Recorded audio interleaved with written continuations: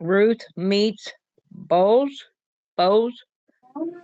Mm-hmm. There was Great. there was a relative of Naomi's husband, a man of great wealth of the family of Elizabeth, Elisha, Elimelech. His name was Boaz. Boaz. So Ruth, Okay. Boaz. So Ruth, the mobilities said said to Naomi, "Please let me go to the field and glean heads of grain after him, in whose sight I may find favor." And she said to her, "Go, my daughter." Then she left and went and gleaned in the field after the reapers.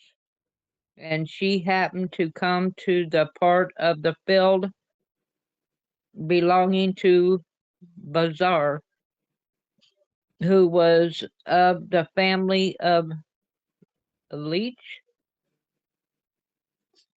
and Malich. Now behold, Boars came from Bethlehem and said to the reapers, "The Lord be with you." And they answered him, The Lord bless you."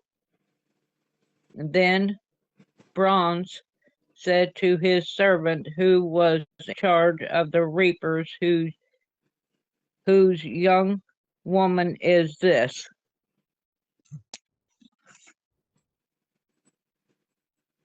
The overseer replied, "She is the Moabite who came back from Moab with Naomi."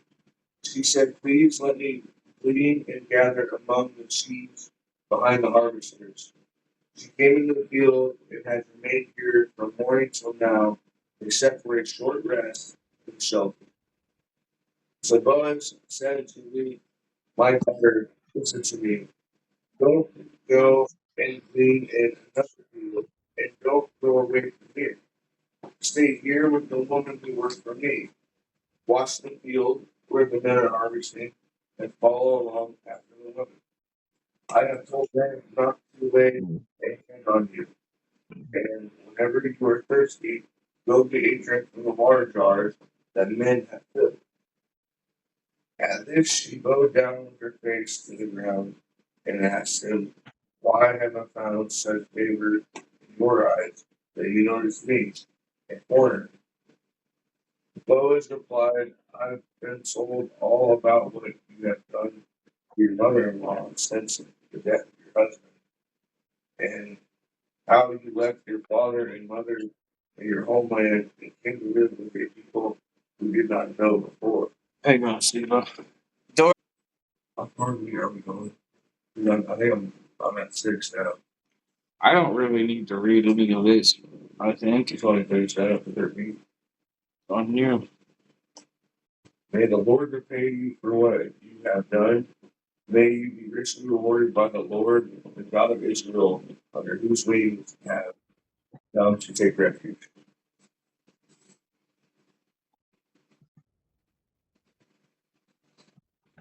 Then she said, "Let me find favor in my sight, my Lord, for that thou hast comforted me, and for that thou hast spoken firmly unto thy handmaid. Though I be not like unto one of thy handmaids." And Boaz said unto her at meal time, "Come thou hither, and eat of the bread, and dip thy morsel in the vinegar." And she sat beside the reaper, and he reached her parched form, and she did eat, and was sufficed, and left. And when she was risen up to glean, Boaz commanded his young men, saying, "Let her glean even among the sheaves, and reproach her not." and let fall also some of the handfuls of purpose for her, and leave them, but she may grieve them, and rebuke her not. So she gleaned in the field until even and beat out that she had gleaned, and it was about an ephah of barley.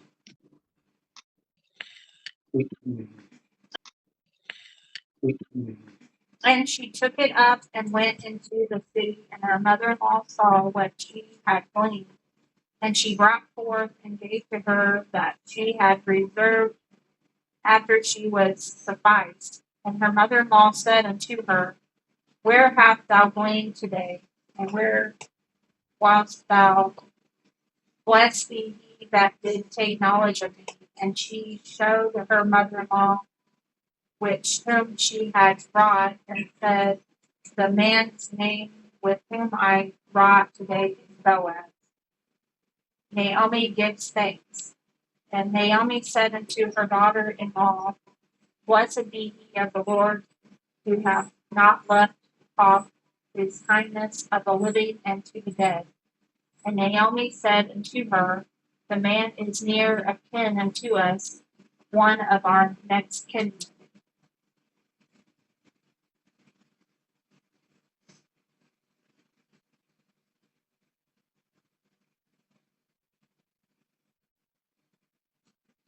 Then Ruth the Moabite said, He even said to me, Stay with my workers until they finish harvesting all my grain.